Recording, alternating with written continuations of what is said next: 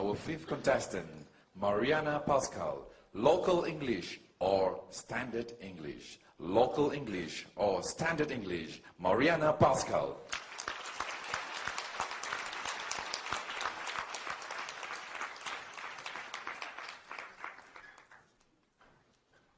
Well, many years ago, my daughter, who is half Chinese, attended a local kindergarten in Johor Bahru.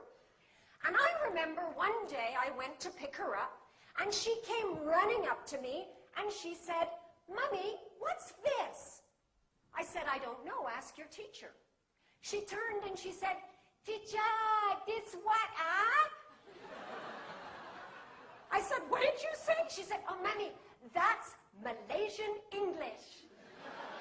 My fellow Toastmasters, we hear a lot these days about local varieties of English. Should we embrace them as a part of the culture? Or should we eliminate them and replace them with standard English? What do you think? Embrace or replace? Yes, I love the local English here. It is the most colorful English in the world. I especially love your crazy two-word phrases. Where, got. Also can. See first. See how. It's so unique.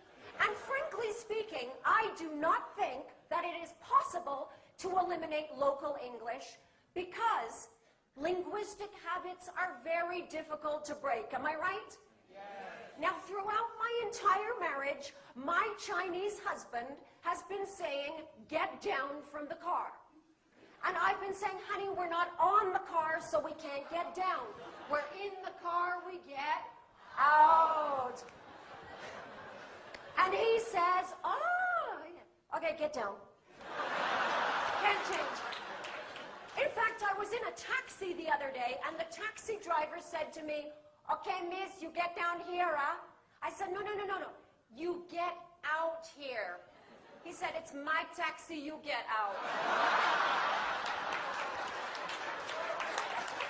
I think the important thing is that whatever English we speak, Malaysian English, Canadian English, Indonesian English, Bruneian English, that these days we be understood by people from other cultures. Am I right? I have to tell you, sometimes your local English is a little bit difficult for foreigners to understand. I will give you an example. Now, when I first came to Malaysia, I went to a teachers' conference in KL. And at the end of the day, I said to a local teacher, I said, "Excuse me, I'd like to go back to the hotel now. Do you know where I might find a taxi?" And she said, never mind. You follow me." I said, "Well, I don't have a car, so I can't follow you. Do you know where I can find a taxi?" She said, never mind, you follow me." I said to my friend, "She wants me to follow her. Should I run behind her car?" You see, it would have been helpful if she had used a more standard phrase like, "I'll give you a ride." I'll give you another example of how local English can be very difficult for foreigners. Now, my British friend Jolene came to Malaysia to work in a restaurant. And on her very first day, the manager asked her to make fruit juice. So he gave her some fruit, and he gave her a blender. And he said, "You put in fruit after you switch on."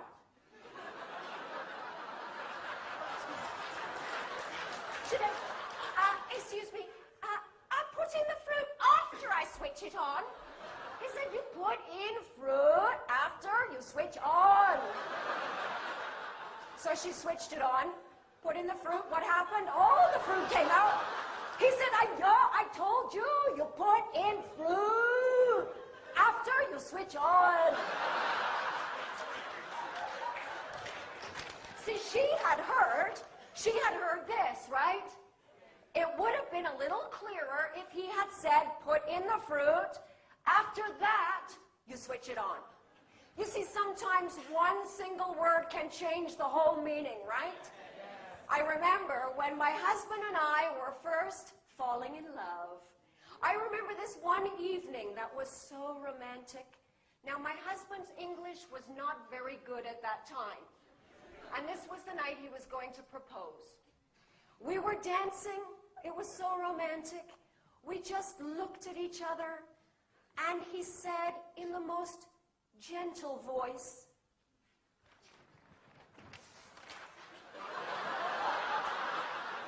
"All your eyes are big. How many eyes do I have?" I felt like an alien. It was not romantic. There was no proposal that night.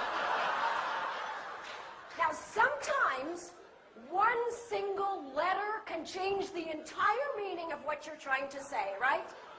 My 17-year-old student, Chai Shen, had just come back from England, and she said to me, "Teacher, in England, many people very stupid."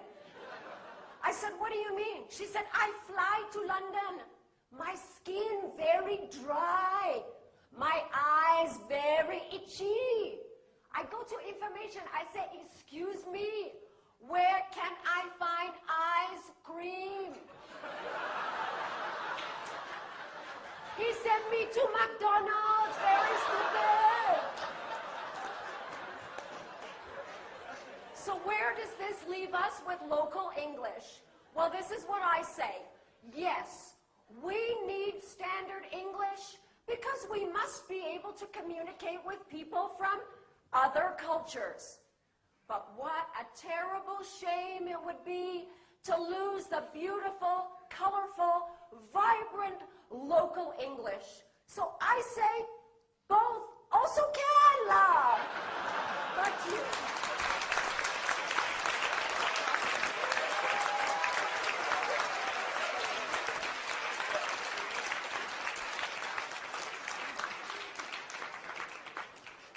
Please observe 1 minute.